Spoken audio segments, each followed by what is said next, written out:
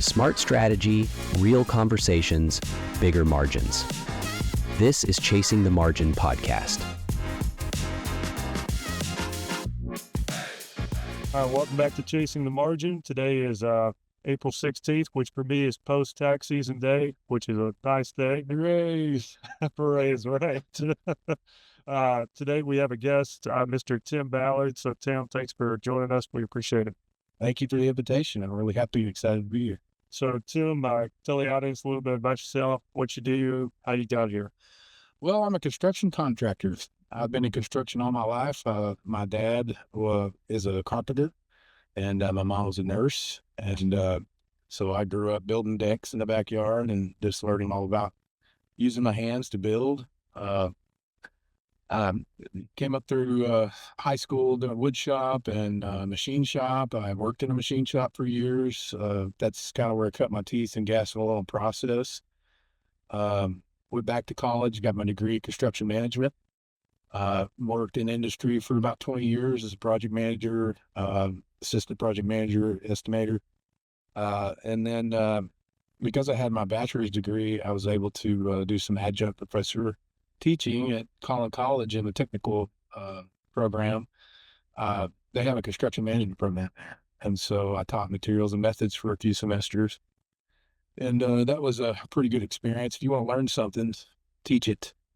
Yeah, I think that's good advice. Yeah. And so that was an interesting experience. And that kind of led to some things that put me in a different direction.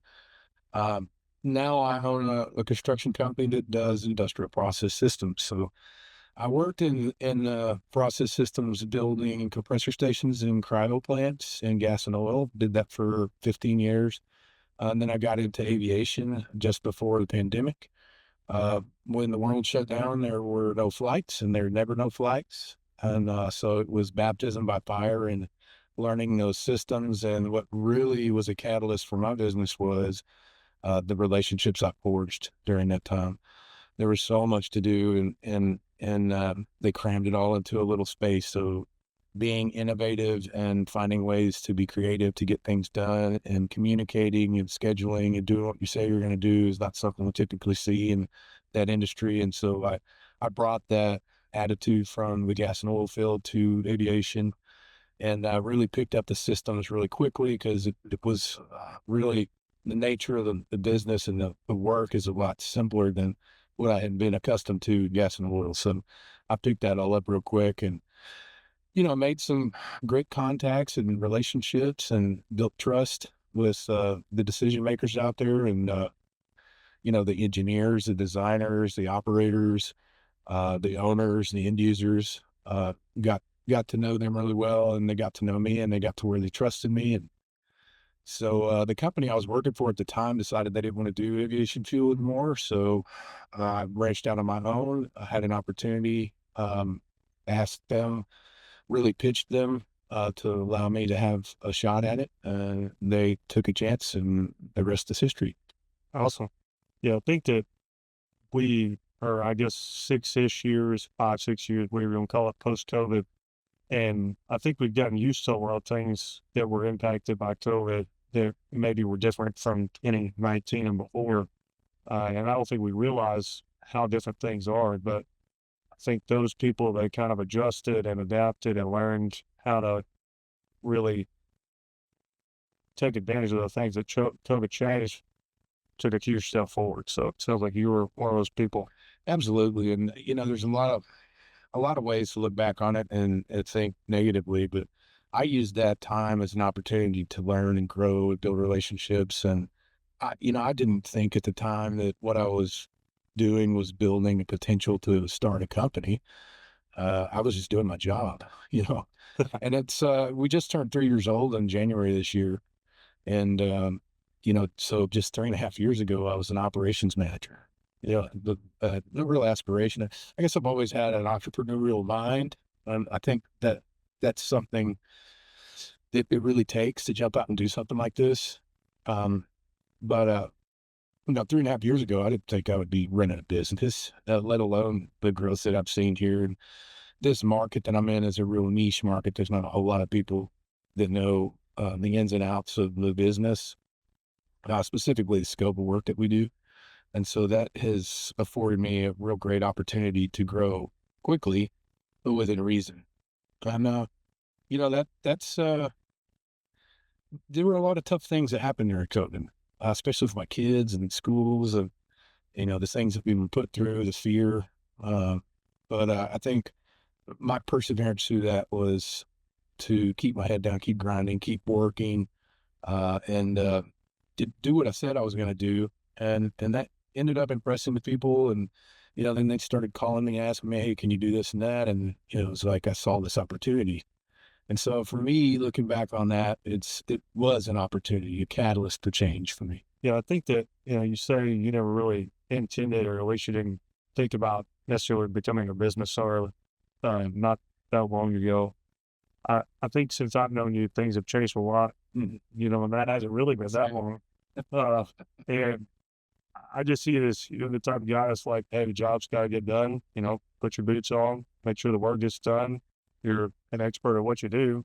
Yeah, and take care of the clients and my people. I care about people. My guys tell me sometimes that I'm too nice, and I tell them don't mistake kindness for weakness. But I do care about people. I care about my clients. My core values, the top two, are relationships and communication. I think that's so important in our industry. You can't have one without the other. And if you have the diligence to pursue the relationship through communication, it just builds on itself.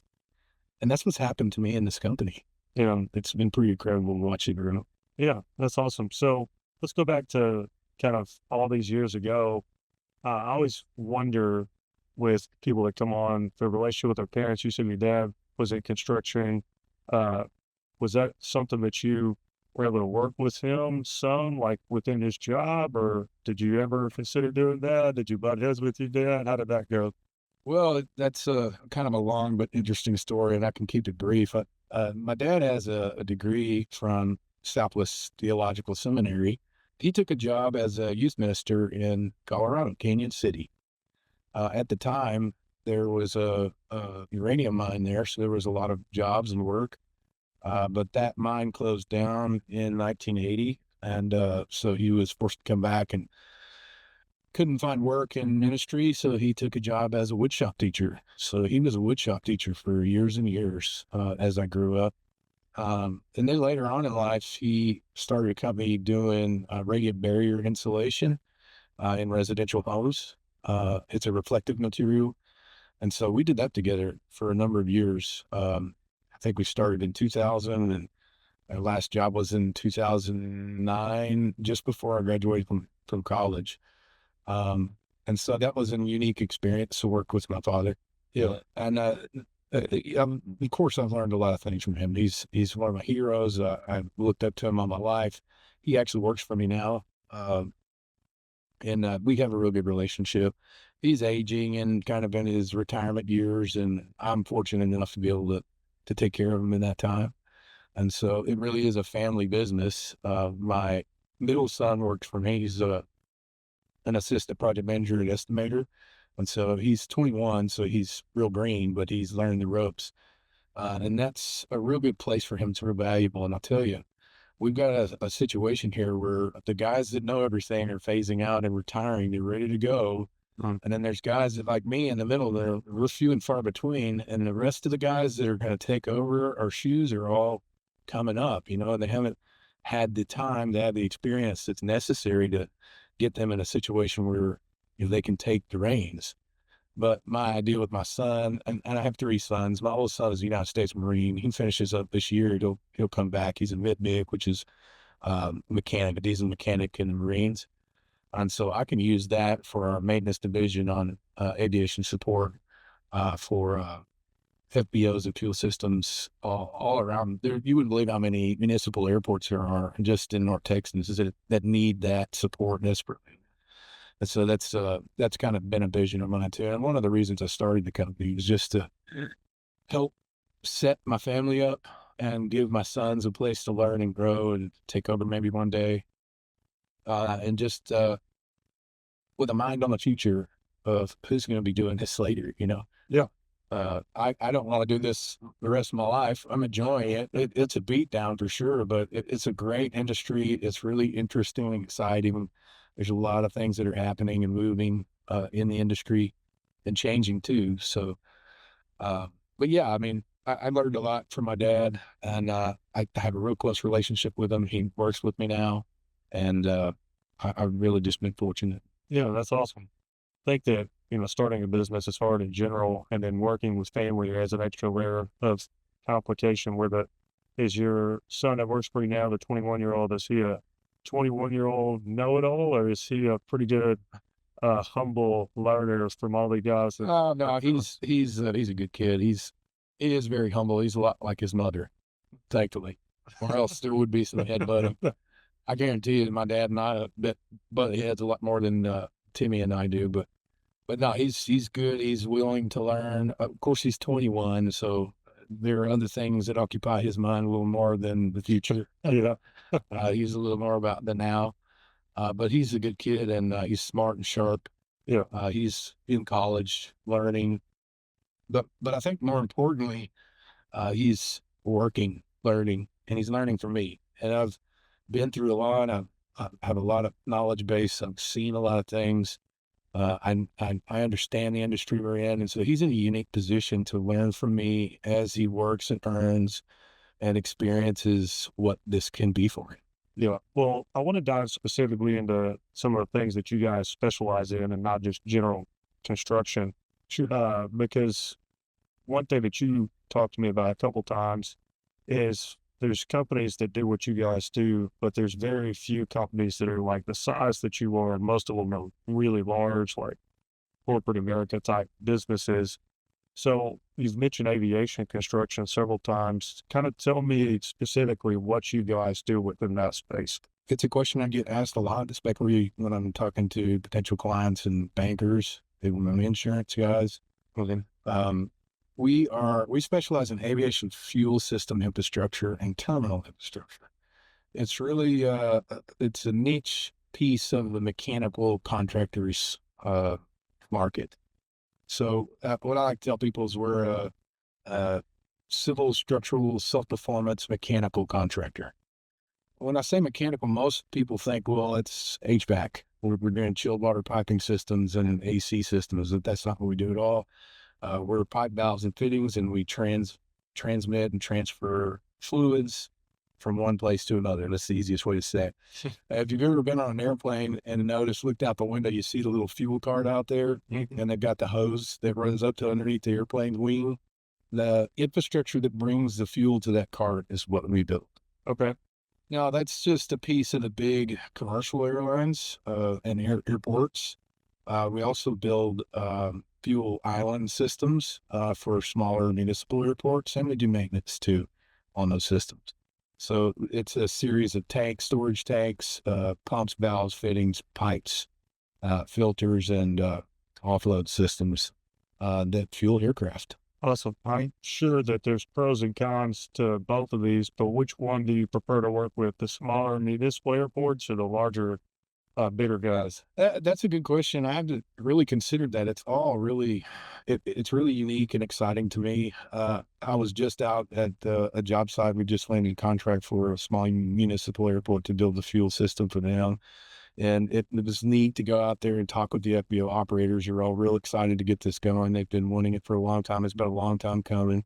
And they were asking specific questions about how it would operate and how much fuel it would hold and what their capacity is going to be and if it's going to enable them to increase their air traffic later and all the special plans they have for that small municipal airport in the near future.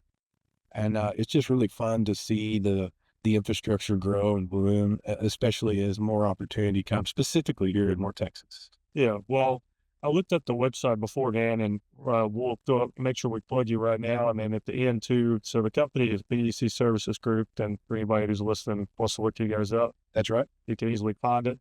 But I went to the website, and I'm sure this is one of the reasons why the insurance guys are so interested. You've got a picture of this guy, what looks like a hazmat suit, and it's spraying this like really big pipe. So my first question is what you guys do like fairly dangerous? Is that why this guy's in this picture wearing this big suit? Like, why does he wearing it in the first place? Well, the safety is number one for us always. But we understand scope supply that we're providing, and we have the documents and controls in place to keep those guys safe. What you see there is a guy sandblasting an existing coating off of that pipe run. So that's something else we do is protective coatings. We'll coat storage tanks, pipe manifolds, inlet and discharge manifolds, pump pads, filters. We do ID coatings. That's a whole different division, but it's all related to aviation fuel systems. Those are assets that those guys need to protect. They can last decades if you take care of them the right way. So what that guy's done is blasting off the existing coatings, so put a new layer of primer and top coat on there to extend the life of those assets. But I have qualified guys that have been OQ'd. That means operator qualifications for all the equipment that they operate, the scopes that they perform, whether it's sandblasting or utility support excavation or backfill or concrete or mechanical construction, pipe welding and bolt up and setting equipment and all of those different things. And, you know, it's not just me that has the experience either. I know who to look for by asking them certain questions and putting them out with the field guys so we can kind of train and test them before we put them into those situations, and they're highly qualified for it. Yeah, for sure. So when you go to these airports and you're doing all this work, is this something where they like shut those pipings down, or is all that active while you guys are working on it? That's a great question. It's both. Most of the time they are active systems. Specifically when we're doing coatings, it's non-invasive, meaning we're only affecting the exterior of the system, so we don't have to shut them down. There's no, they're isolated, if that makes sense. And those pipes you see, they're real thick walled. And so the risk of penetration or some of that fuel escaping, it's under pressure. And so that is something to consider, but because it's non-invasive, there's not a lot of risk in exposing that. Now, when you go to tap into a large system, you've got to deal with that fuel. And that's one of the tricky parts about this trade is how do you deal with fuel? In some cases, you'll have maybe 100-foot linear foot run of pipe, and you'll have a valve at either end, and you close that off, and you got a high point where you pull the fuel out, and a low point where you low point where you pull the fuel out, and a high point where you vent it, so you can get all that fuel out of there, so you can work on the line. But in other cases, you might have 1,000 feet. Well, and depending on the size of that pipe, you've got a whole lot of volume of fuel in there that you got to move. So that's a little more technical. That's invasive and a little bit more risky. And so, you know, that's what underwriters are looking for is what kind of risk are we exposing ourselves to here, but also how qualified are the people that are doing these scopes of work. So those go hand in hand. Yeah. So for the airports themselves, you know, right now fuel prices, gasoline, for instance, is crazy with how much it's increased recently. When you've got like 100 feet of fuel or like 1,000, of pipe or 1,000 feet of pipe, is this something where they have to like get all that fuel out? It's like a wasted cost of that? No, they don't throw it away. They put it in a reclaim system. Okay. That filters out and polishes it, puts it back on the system. And there's different methods in place to protect that fuel, but we certainly do recover it, protect it, and inject it back into the recovery system so it can be used again. Well, that's what I was thinking. We just looked at a job earlier this year that had one of the lines we had to drain completely out was a mainline header, and it had 130,000 gallons of fuel in it. Yeah. And this isn't gasoline. This is Jet A. Jet A is the fuel that most commercial airliners use to fuel their jets. And it's a compression fuel. It's kerosene based. It's kind of like diesel, but it's a lot more expensive to process and transmit into the system. So yeah, it's liquid gold, seriously. So they're not going to just throw it out. But you know, you got to be careful with that. And like I mentioned, it's usually the systems are working under pressure. They can be up to 150 to 200 pounds of pressure in there. When you isolate the system and drain off that pressure, then you start pulling it through. And there's different methods to it. You run through filtration systems, or you put it in the trucks and transport it back to the tank farm. Or there's lots of ways to handle it. But that's one of the tricky parts about doing the work. And no matter how many times you do this, you always run into some situation that's unique. Uh, and so it takes some innovation and thinking outside the box and ways to tackle those scopes and do it safely and keep that fuel intact, keep it from getting dirty, keep it from spilling, and protecting the environment and taking care of the infrastructure that's in place there that you're trying to improve. Yeah, I'm sure that's why you said what you said though about like the larger commercials and the smaller municipal airforce though is with each job being unique in its own way, whether that's a lot unique or at least a little unique, that's probably the fun part about the job is figuring out those little intricacies of one particular job. Oh, absolutely. I spent a lot of time in my career as an estimator, and one of my favorite parts about that was just the challenge of dissecting the plan and the drawings of spec and then putting it all back together with constructability. And then understanding that I've got all the holes covered. You don't always cover all the holes, especially there's surprises that come up all the time. But that was one of my favorite parts about it. Just and then getting to see it come to fruition, that plan kind of be executed and come together. So it's really exciting, and it's exciting to see that as a business owner too, especially as I get to train my people and how I did it. It's really neat to be able to show them how to do it, watch them put it together on paper, close the deal and then go out and execute the job. It's really rewarding. Yeah. Well, let's talk about this 3.5 years that you've been working on your own so far. So, you talk about going to the job site and getting to see all that and how fun that is. And 3.5 years I don't ago, get to do that much these days. exactly. So 3.5 years ago, you did everything because it was you.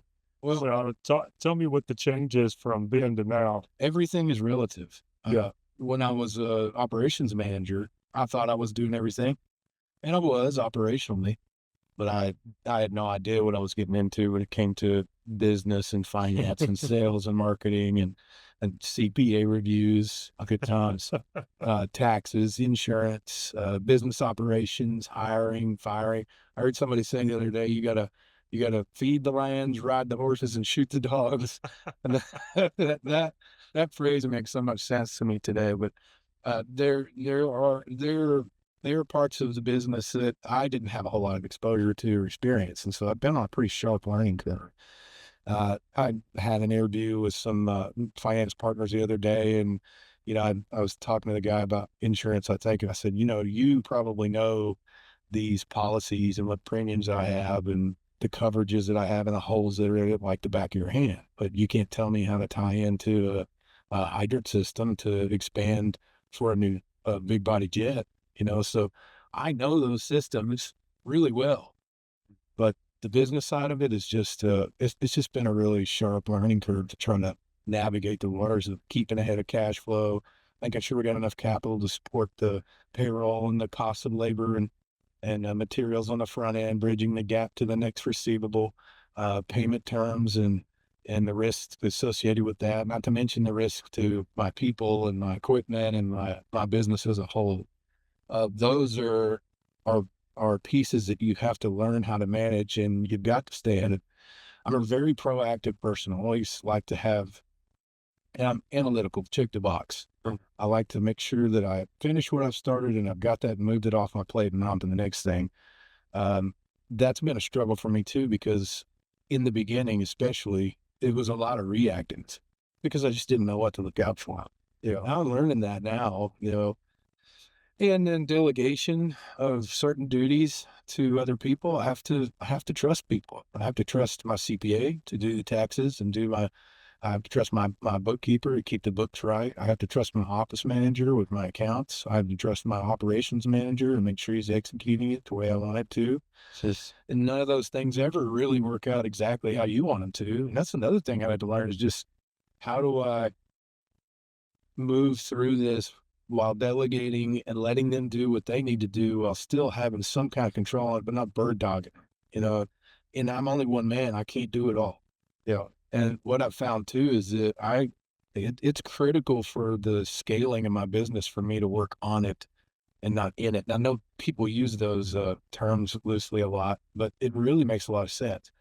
I could continue to run work and be out on the job site and see the guys and make sure they got their vests on and that they got the correct tools and that the machines are fueled up properly and that the, maintenance is being done on them and that they're following the specs and all the things that I was used to doing. But I can't do that now. I have to trust my team to do that because I've got to be in the office doing the things that protect the business and continue to help it scale. Yeah.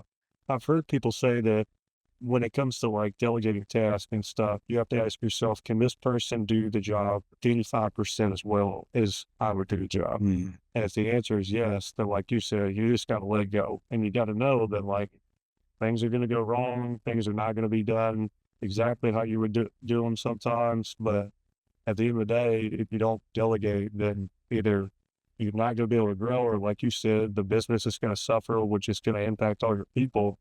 And I think that it sounds to me you're a lot like a lot of our guests where, yeah, they like the business, they like what they do, but they really do have a heart for taking care of their people as well. Mm. And you have to have this, bigger picture mindset that, hey, if you're too focused on, you use the term bird dogging on certain tasks, then the business is going to suffer. And then indirectly, you're going to start hurting these people that you really care about because you're too focused on one job instead of focused on working, bigger picture.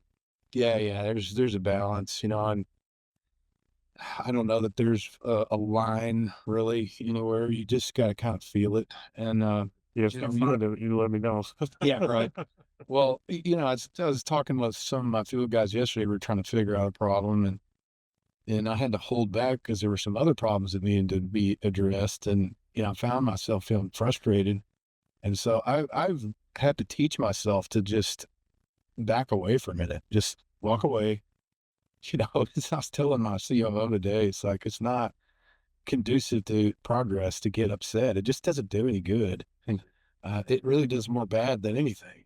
Because you can, and if you get somebody tipped over the edge and they're already scrambling, then you can make the problem a whole lot worse. So, but just trying to have patience with people and understanding their situation and looking at all of the factors and not getting bottled into this one thing that's happening right now. And really, you can't fix everything. Sometimes you just have to cut bait and fish, and so that's a difficult thing to do. And there's a lot of politics involved in that, really. It's like, well, we don't want to, we need this superintendent to be happy, we don't want to make him upset so that where he leaves us in a lurch. We don't need the tail wagging the dog either. We've got to provide direction and authority, and help them understand their place. And everybody has a place. That's the trick of building a business too, I believe, is just getting the right butts in the right seats. Yeah. Well, I think that probably one of the reasons why there's not a lot of businesses like you guys, it sounds like from the things you've said so far, is that these guys are very specialized. They have a lot of licensing or a lot of experience, and it just takes time. And it sounds like it's probably challenging to get to the place where they are with their expertise. How does it look for you when you're trying to find, new people, whether that's new guys that start running different jobs? Is it difficult? Do you work in certain places? Well, yes, it is difficult. And like I mentioned before, the workforce is changing. We're losing a lot of the guys that have all the knowledge and left with the guys that don't have as much. But people, as long as they're trainable and patient and understanding that, there's a process to things, it's okay. And I've had a pretty fortunate experience with the guys that I have. I've trained most of them up in this niche business that we're in and shown them what they need to do, and they've taken it from there. They've been with me a long time. They were loyal. They know a lot of guys in the field too. If we end up with more work than we have a capacity for with the people we have a pool of resources to reach out to. Also, as an adjunct professor at college, one of my key guys, my chief estimator, was a student of mine there. And I had a unique opportunity to interview him for 2 semesters before I pulled the trigger on hiring him. And I'm so glad that I did. He's a great, great hand. And he's really, he reminds me a lot of me when it comes to estimating. And I think that was key too, because that's the piece of the business that I understand the most. But I had to give it up. That's really hard too, is just letting go of that desire to do that and then use the knowledge I have and be effective at it. I enjoyed that, to say that's what entrepreneurs mostly do is gravitate towards what they know the most. And so that's been a challenge too. Yeah, finding people, especially it's a function of growth and scale. You have to be responsible with what jobs you take. You have to learn to say no, which is difficult. You have to be selective with your clientele and your profit, your contracts, but they need to be profitable ones. Mm-hmm. Also, I don't chase revenue. I think it's more important to select the jobs that have the best margins and turnaround without wearing my guys and my people out, just trying to get some revenue goal. I'd rather make 30% on 10 million than 15% on 20. Right. That sounds really good, doesn't it? Yeah, We'll look at for you. So I hope to make those kind of margins, but that's what we're looking for is good, solid quality work for good clients and a solid clientele base where we're not, putting all our eggs in one client basket. They have a term for that. Oh, I can't remember what it is. Anyway, yeah, that's what it boils down to is we have to scale the business responsibly while keeping our current resources in mind and what direction we have to go if we take a little bit more. One area I've really had a lot of thought of is the maintenance side. There's so many of these little airports all around North Texas. You'd believe how many of them there are, and they all have maintenance needs, but they're really very limited in the resources they have for people who know how to do that. And I do, but that was one of the struggles. And one thing you were talking about today was, we need to find a guy that knows how to do that so that we can delegate those responsibilities to him. We do it now while he's still around so that he can train some of our younger guys so they can take over. Well, it's just, it is a challenge to find people, especially in this niche business, with the knowledge and expertise and experience that would enable them to be successful, not only in executing jobs for us and pleasing our clients, but to help train up the next generation. So with the idea behind that, because, I have other clients that are not in the same industry, but they have like jobs and then maintenance stuff that they do. Would it kind of be like a maintenance contract that you'd have with these airports where you just do things periodically throughout the year? And that would maybe be a smaller fixed fee, but then these bigger contracts, obviously you're just bidding on the job itself. Is that kind of what you're thinking? Yeah, what you're talking about is there is a multi-year maintenance contract versus a plan and spec lump sum contract. Yeah. And we do both. Yeah. Okay. Gotcha. I'm sure that it's a lot easier to plan out the maintenance side of the business than it is to these bigger jobs. I don't know how easy it is. No, it's not easy. Yeah, I mean, there's pluses and minuses to both of them. Yeah. I have found that if you can establish a capital job early in the year, that protects your cash flow capital needs, and it starts flowing the cash. Then the in-between stuff, which is smaller jobs, coating jobs, civil excavation support, we do a lot of underground work, so inherently we have a lot of operators. So to fill the gap in between the capital projects, we'll take underground utility support, which is digging duct banks for electricians or trenching for plumbers, because we have the equipment and the operators and the expertise to do that. That helps to fill the gap. And those margins are pretty good too. So it helps fill those holes in between and keep guys busy and keep us scaling and growing and getting to the revenue or approaching the revenue goals that we have. You have to have those revenue goals.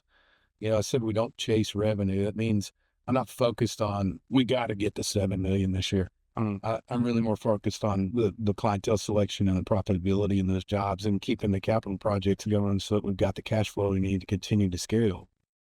But you still have to set goals. I think it's a delicate balance. One question I have for you, because in the construction space, a lot of times, like, jobs are subcontracted out. So with what you guys do specifically, is it most of your guys that are actually working and doing the work, is that like employees of the business, or do you guys subcontract out a lot of that work as well? Yeah, that's a really good question. We do self-perform a majority of our scopes, mostly because if you're excavating and demoing concrete around a 200-pound loaded fuel line, you need to know what you're doing. Right. And, subcontractors are usually specialized in those areas, but there's not a lot of aviation fuel specialty subcontractors. We are those guys. So we do that stuff more. It's the things that we subcontract out. If we've got a prime agreement, we've got a prime agreement right now with the city of Terrell, we'll subcontract out our electrical because it's a licensed thing. We don't do terminations. We don't have the licenses, but we have some good trusted partners that do that. But as far as the civil, structural, and mechanical, we're self-performing that. It's our own guys. Yeah. Well, one of the guys that you have that you've kind of mentioned a little bit is your COO. And I've got to meet him and get to know him a little bit. And during that golf outing that we were on, you talked very highly of him. So I was just curious, at what point did you bring him on? Is it somebody that you knew from working in jobs in the past? Like, how has him coming on helped you? No, as with anything else, is a God thing. I actually went to a men's group luncheon, and I had been trying to go to this thing for several months, and there's always something getting in the way. In fact, that day I had to drive out to Eagle Mountain Lake to collect a check from a client. And I was all the way over there, and it was 11 o'clock, and the thing started at 11:30, and it was in the Colony. So I had to book it to make it there in an hour. I made it there in 45, but I knew that I was going to have to walk. And I didn't know any of the guys. I mean, one guy that had been inviting me. Then it was probably 35 guys in there. I knew they were going to be up in there eating and laughing and joking and in the middle of something. And, it would have been really easy for me to say, I'll go next. But I went anyway. And I went because my friend had invited me, and I sat down next to my friend. And then he said, I'm sorry. I know I invited you, but my group is too big. You're going to have to be in this group beside us. And so Clint was sitting across the table in that group. And we were talking about things that frustrate us at the church. And mine was something having to do with Royal Ambassadors. I was a Royal Ambassador leader for years and years at my church. That's a faith-based Boy Scouts, basically. Okay. First through fifth grade boys. But it was just trying to find new leaders. But the problem was I didn't have time because I was a construction business owner. And I said that in there. And afterwards he said, hey, I've been in construction a long time. I've been looking for a small to mid-sized construction company to help scale. So let's talk. Yeah. That's how we met. And I took him on an interview ride along one day, and his background is heavy in civil and structural and a lot of tenant improvement work, finish out stuff. And so that kind of fit really well. He's a good right hand to balance things, because I'm all things industrial, and he's been more on the commercial side, but it helps to maybe open the door to some new opportunities, but also really rounds out what I bring to the table as far as being able to provide that insight and experience in operations. He's a great answer. Yeah, I think that a lot of things within life and business happen in that way, where you just happen to meet somebody at some event that you may or may not have gone to, and things kind of snowball from there. I think that even you and I meeting each other was just at an event that I think your insurance broker was throwing, and we just got to chatting for a few minutes, and then all kind of snowballs from there. Yeah, you introduced me to my bankers.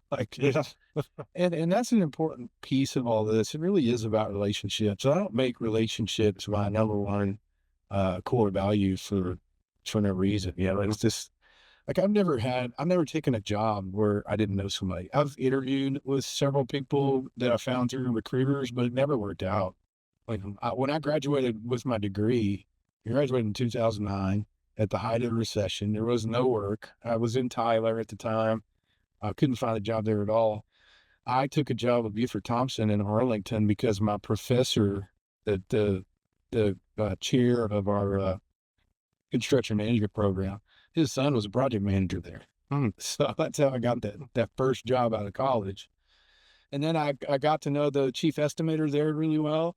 Oh, he was friends with a guy at Schwab, and he introduced me to him, and I took that job, and then I worked there for 10 years. Yeah. And then I took the job at UST through aviation and the reason I got that was because a guy that I worked with while I was at Schwab, I built a relationship with him, was a fueling guy, he reached out and said, "Hey, you got this opportunity." And then I started my business because of the relationships I built during the pandemic. So it really is all about relationships. And I really hold that in high regard. I care about my relationships with my customers. I care about what I tell them I'm going to do. I care that we do what we say we're going to do, because that reflects the relationship that I have with them, and the subsequent relationships my guys have. You talking about my COO? He really did a great job last year. We had a fantastic year last year. We were working for a general contractor at the airport, and he just really built a solid relationship with the superintendents and the project managers on those jobs. And they've just been feeding us T&M extra change work ever since. And they've been a really good client, and he's fostered that relationship from baton handoffs, Yep. So it really is important. It leads to more opportunity. People begin to trust you because they have that relationship, and it just, and then I say communication next, because you don't have relationships if you don't communicate.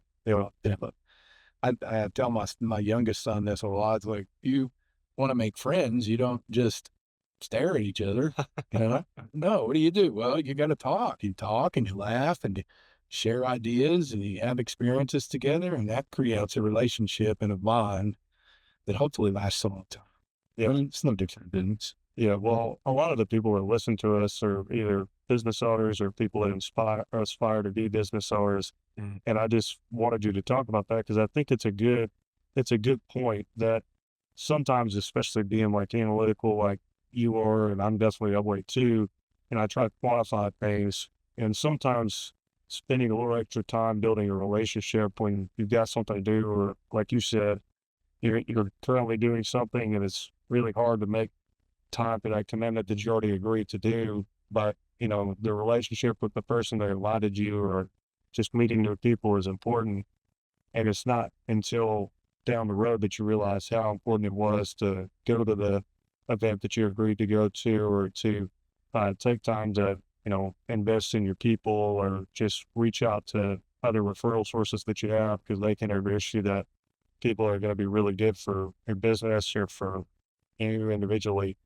I think that people don't really understand that. I just wanted to make sure that really point that out, but it does make a difference. And I agree. Yeah, it really does. And I think you hit on something there that is been a real challenge for me to figure out, and that's time. Time is a commodity, and you only get so much. And I always say, can you imagine how much I could get done if I didn't have to sleep or eat?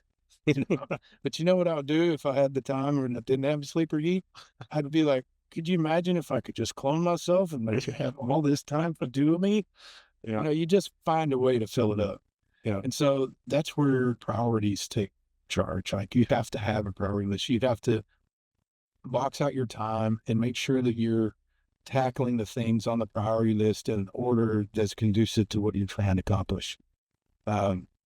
Just a couple of weeks ago, I was doing some meetings. I had been down in Dallas, meeting with some folks. There was a Texas Aviation Conference in Frisco. I hadn't signed up for it, but I happened to know there were some people there that I wanted to talk to. Well, after I finished that, it was a rough meeting, and it was about 4:00, and I'm driving up from Dallas on 75. I'm like, I just want to go home. I don't want to do anything else. But I ended up, I made it a priority to go to that because I knew it was going to be, I had a feeling, right? Yeah. And so sure enough, I walk in there, and the senior vice president of operations in the Southwest region for an engineering partner I have was there, manning the booths that they had because they didn't have anybody else to do it. They were all busy. Well, he's always busy. I never get an opportunity to sit down on it. And so I popped in there. He's looking bored. He's there all week. I said, "What are you doing for dinner?" No plans. So I ended up taking him to dinner, and we had a 2-hour discussion, one-on-one. And I got to explain to him all the things that we're getting into now and how we've scaled into the position we are. Before, they thought, well, we're just painters. But now that I had this discussion with him, he's already been spreading it around. Hey, these guys can do this. I'm actually going to go look at some valve refurbishment and replacement scope tomorrow at one of the airports because of that conversation. So you got to make time. And sometimes you got to make time even when you don't want to. Right. And I could tell you, there's a lot of things I do that I don't want to do. There's a lot of other things I'd rather be doing. You know? Yeah. And 90% of what I do is probably stuff I don't, I hadn't done before. I'm learning how to do it, or I don't really want to do it. It's not things that I enjoy doing, although I do get to do things that I enjoy a lot. But I have to prioritize my time and do those things because they are critical to the success of my business. Yeah, I think that's a good point too, with like whether it's people that you do business with, is like you use their services or maybe it's customers, to you not forget to take time to go to dinner or go to lunch with them, because that's happened to us a lot. Whereas, we do accounting, and a lot of people, when they hear we're accountants, they're like, oh yeah, you do taxes. And we do a lot more than just taxes. Yeah. And that's happened to us so many times where I'll take a client to lunch or dinner or something, and we'll just chat about something, and they're like, I really wish I had somebody to help me do this. It's like, oh, well, we do that. And then they're like, I oh, didn't even know that. I didn't know you did that. So, and for anybody who's in business, it's a lot easier to help somebody that you already have as a client and make a new sale, I guess, if you want to call it that way, than to like go find a brand new client through a event or something like that. There's a whole industry around branding and marketing, and I think that's really it's the point of that industry, is to get the word out, right? And that's what you're trying to do, make an image for yourself, brand recognition. Oh, if you need this, call them. But the one thing it can't do is build that relationship, and it takes the time to go sit with people. And then, the other thing that happens when you sit with somebody or shake their hand, I think we're losing a lot of this with Teams and video calls and electronic communications, is just when you look at somebody in the eyes and you shake their hand and you break bread with them, or you spend a little time with them, play golf with them, there's something about that time that you're spending with them that is valuable to them. And then it just sticks in their mind. I can have a phone call with somebody, but another 6 months down the road, they're scrambling to try to find somebody that can do that excavation for them or do that welding scope. Think they're going to remember me because I called them, or are they going to remember me because we shook hands at a conference or a networking event somewhere and, had a couple of drinks or whatever the case may be? They remember you because of the time. Yeah, I agree. I mean, it's so easy to meet with people over Teams or do a phone call, but me personally, and I know a lot of the others at the firm, try really hard where if the client wants to come in and they want to spend their time to come into the office, then we'll meet them at the office. Even if that's the only reason I go into the office that day, just to meet with that client, to me, it's worth it because they're taking time out of their day. And I agree with you. It makes a lot more of a difference to be physically with somebody in a room and just get to chat for a few minutes and then take care of business than to just hop on a video call, even though the video call it's way easier. It just is what it is. Because then you get stuck in traffic at 4 o'clock on 75. Yeah, that's right. That's right.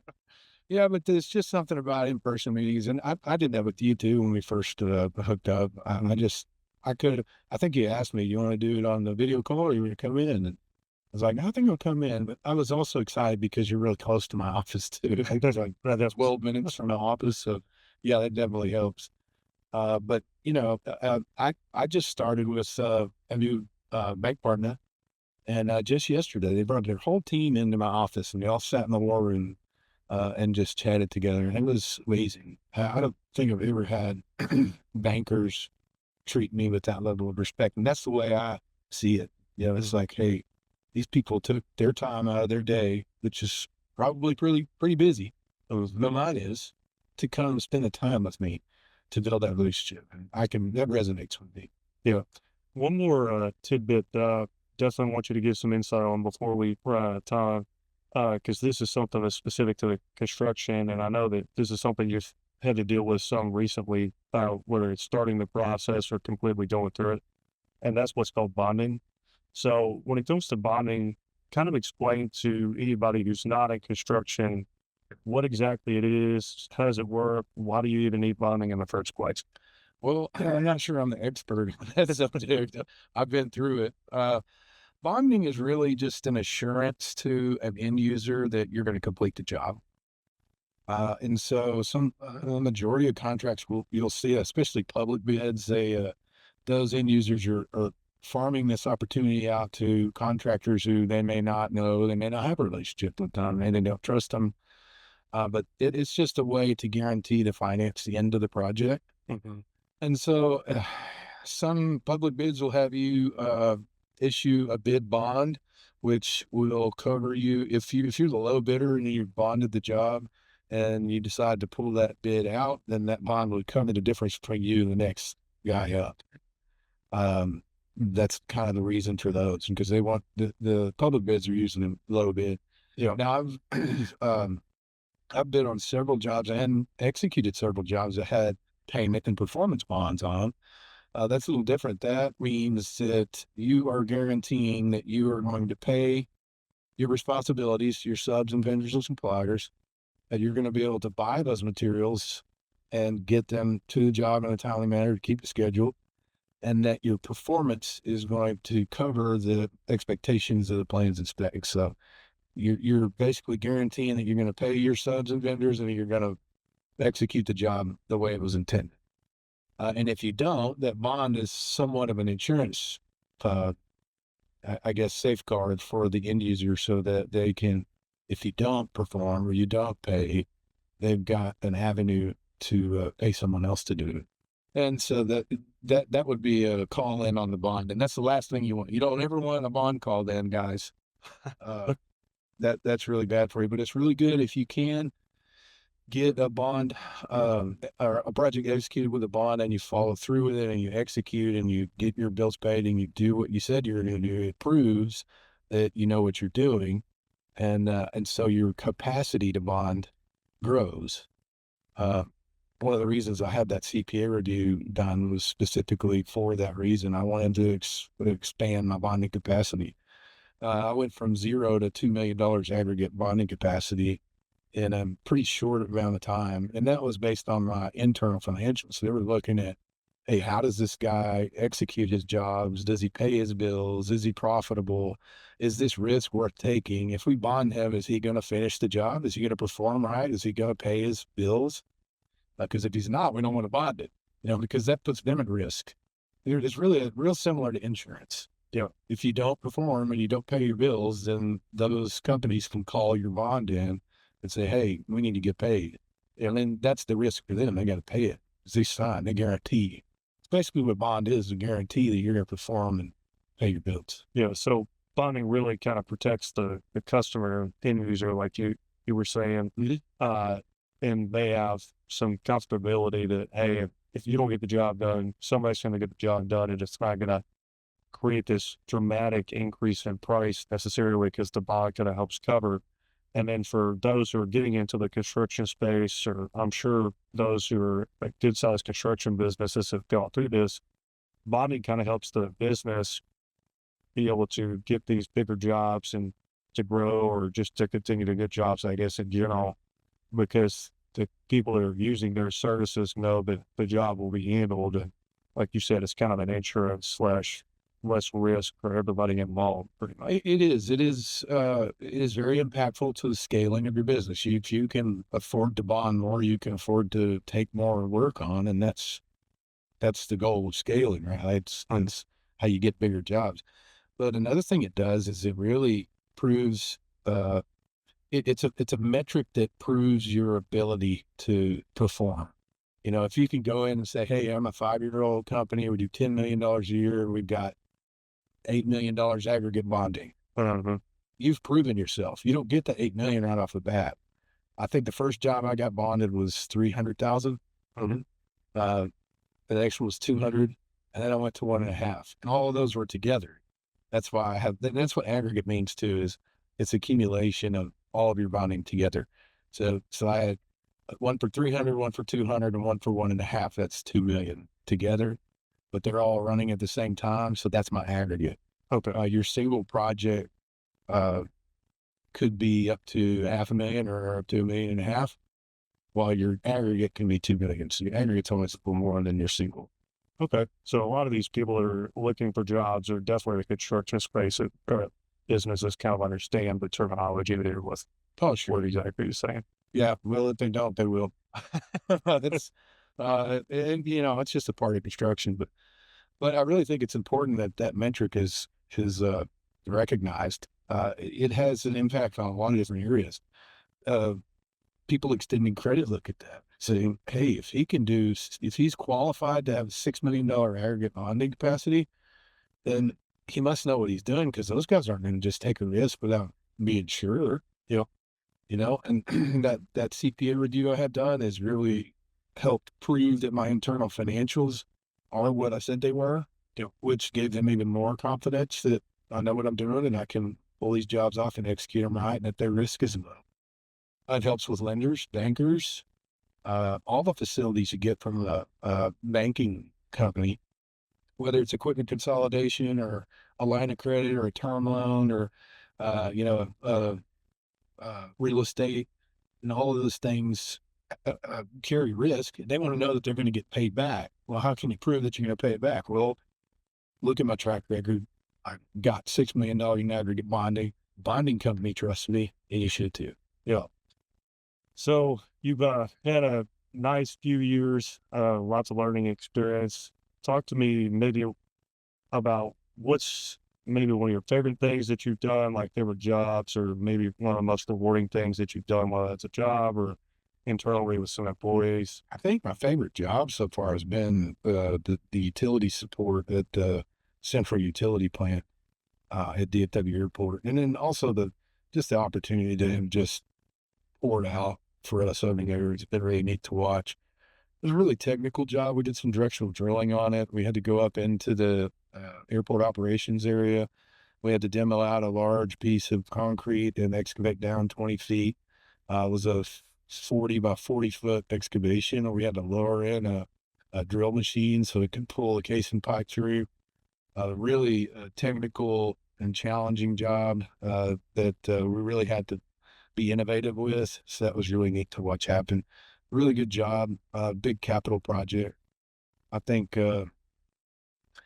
just when you're working for a living and you're earning a paycheck, if you have that entrepreneurial mind, you think, man, it'd be so awesome just to be out. I want to have my own business and be free and do what I want to do, come and go as I please, and control. I want that control.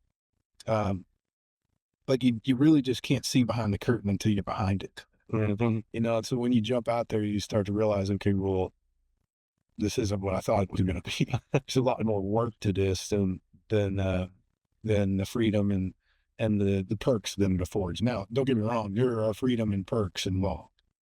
But I really like the fact that I can control the destiny of the business. And, one of my core values, or one of my strategic objectives is owner independence, because I think that's what really gives a business value, is if it's running without you.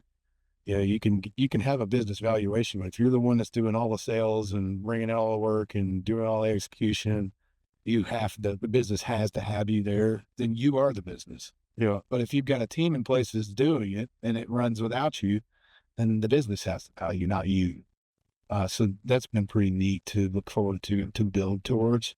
I think probably something that has been the most challenging, and I don't particularly like, has been cash flow issues, the stress related with having enough capital, I'm responsible. I've got 16 employees now. I'm responsible for their paychecks and their families and their livelihood. That's a pretty profound thing to think about and to really be responsible for. Trying to understand finance. I know when I first started, I think I've told you the story. I went out to Half Price Books and bought a finance and business textbook. I went through and read the whole thing and did the in-chapter reviews. It's like I was in college again. But I don't know finance. Not to the level that I needed to. I know construction. So that's been a pretty steep learning curve. Insurance is really difficult to understand. The whole bonding process has been, a step-by-step experience that I've had to go through to learn how it works. Having to miss out on projects because I didn't have enough bonding capacity, having to say no to projects because I didn't have enough capital, trying to convince people to see the value in this business, this niche that I have, that I can see, and they still say no. I get a lot of no's. Yeah. That's tough. It's tough, especially after I've worked so hard to get to where I'm at. But I figure, I've gotten this far. And, if you're going to tell me no again, it's not the first time I've heard that. I'm just going to keep pushing and grinding and growing until you say yes. So perseverance and sticking to it and, sticking to the plan and doing what you need to and putting in the work. You got to put in the work. There's no easy way to do this, but nothing's easy. You got to choose your hard, they say, and either you're going to work for somebody else and watch them walk away with a lion's share of the spoils, or you can work real hard for yourself and you walk away with the spoils. Or you share it with others, or you help build the kingdom, or you do things that you probably wouldn't be able to otherwise. And that's what makes it worth it for me. But it is hard. It's tough, really tough. I get to sit down with all these people that are in your shoes that have gone down the same path as you. And that was the reason we started the podcast was, like you said, you don't know what you don't know until you get into it. But we're trying to, have people like you on to at least help see somewhat behind the curtain. So maybe the next generation is a little more prepared based off all these things that these people have learned that I get to sit down and talk with all the time. So yeah, that's great. I'm glad you're doing that. They need that exposure, and we're going to need future leaders. And it really kind of ties back to what I was saying before. It's just the guys with the experience. The guy I worked for with the aviation contractor before, he was 65 when I left, and he was already like, "Gosh, I don't do this anymore. I want to retire." I think he sold to an ESOP. Because he's trying to get out, And then I think about that too. I've probably got about 20 years, maybe 30 left in my workable life. Maybe in my life total. That's not a lot of time. I don't want to spend it grinding and stressed out and, maybe close to the edge. I want to go travel and spend time with my wife and watch my kids have their own families and enjoy my retirement twilight years. I'd really like to play some more golf. I'm going to go play some golf again soon. It is the season. Yep, we're past April 15th, so it is the season. It's time. It all takes time. Yeah, it is season for you. I think you said that too. Yeah, we got to go. We got to get Michael out there. He's your ringer. Yeah, but yeah, we need to be talking about these things and sharing our experiences with folks that have that drive to jump out and do your own. And I share these things with you guys not because I want to scare you out of it. It's so very rewarding, and I encourage you to do it. But you need to prepare yourself and plan. You can't just jump out and do it. You've got to have a plan. You plan to fail to plan to fail. I say that all the time. It's as true in my business as it is in a particular job. But, you got to make sure you're well financed and that you've got a plan to gain capital. In my case, when I started out, I had a client that was willing to release a deposit for procurement and mobilization. And that deposit was 20% of my first purchase order. So I was able to use that money to pay my guys and buy my material and float, those front end costs while I was getting work in place, so that I could build for that progress and then finally realize the profits from those. nice. I didn't have a whole lot of money when I started. I just had the opportunity in my brain. So, but I planned for it. I knew there was no way I was gonna be able to do this without money. So that was my plan for it. And then eventually I got into a position to where the business had enough value and low enough risk to encourage some term loans and lines of credit, things I need to float this cost. Well, you got to have a plan for that. Before I started, I always said you need to start a business, you need a business plan, you need capital, you need people, and you need an opportunity. And those things are true, but that's not all you need, it turns out. So, and there's tons of little things that you add as you go. Yeah. But, those four things really are kind of the primary basis of a business. But you got to plan, and you got to make sure that you've got the support in place that you need to get going. But we need people to do that. I was telling somebody the other day, it's like, this is such a niche market. We need people like me to step up and do this and build these companies, because if you don't, then where are we going to be? What would happen if we just didn't have anybody that knew aviation fuel systems? Yep. when we have flights. We're not far off from that with the maintenance division. There's really only one company around here that does that. There's so much work. They're having a hard time keeping up with it. So what happens if that business goes under? What are they going to do? Yep. We need people to have the courage to jump out and start these businesses and reap the rewards from it and be diligent about protecting themselves and planning and getting in a position so that we can continue to build and grow the infrastructure in the country and continue to make this a great place to live. Yeah. Well, let's wrap up with a few questions here, and then we'll end. So you mentioned travel.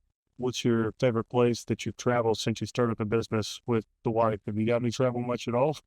Yeah, actually, last year was our 22nd anniversary, and my neighbor is a good friend of mine. He got married last year, and they had their bachelorette party in Miami. Yeah, so we got to travel to Miami to be a part of the bachelorette party, which was a lot of fun. That was over the weekend, but we ended up staying there for the following week. So we got to drive down to the Keys. We stayed in a little tiny home in Fiesta Key.